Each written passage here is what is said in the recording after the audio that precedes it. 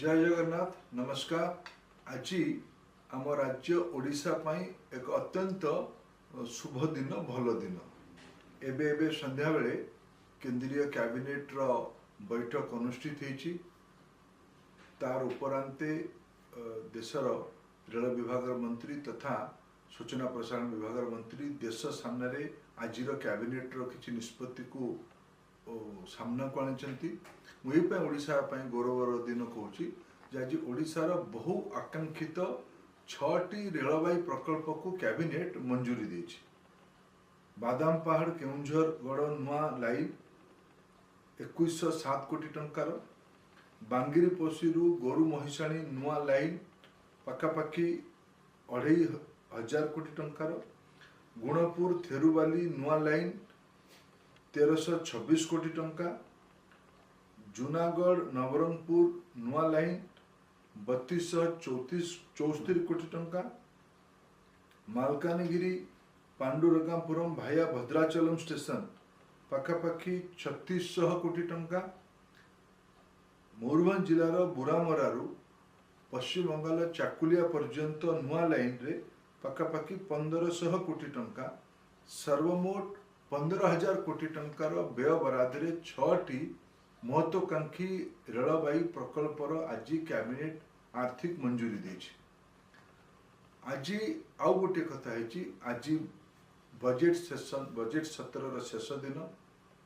यही बजेट सत्र रे देशर प्रधानमंत्री दृष्टिर पूर्वोदय को अर्थमंत्री गोटे नुआ कल्पना देथिले।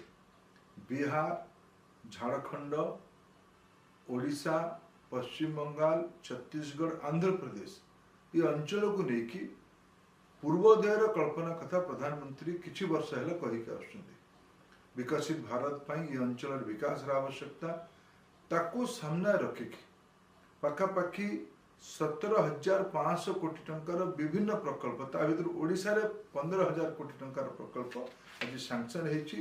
या द्वारा ओडिशार मयूरभंज, केन्दुझर, कोरापुट, मालकानगिरी, रायगड़ा, नवरंगपुर, कलाहांडी जिला गुड़िक अर्थनैतिक विकास हब, नुआ रोजगार सृष्टि हब, यात्री परिवहन रे अनेक नुआ सुविधा आसीबो, मालवाही परिवहन सुविधा आसीबो, ओडिशा तथा पड़ोसा राज्य गुड़िकर शिल्पांचल विकास, ओडिशार बंदर गुड़िकर द्रुत विकास ये सबू काम हो पारिबो।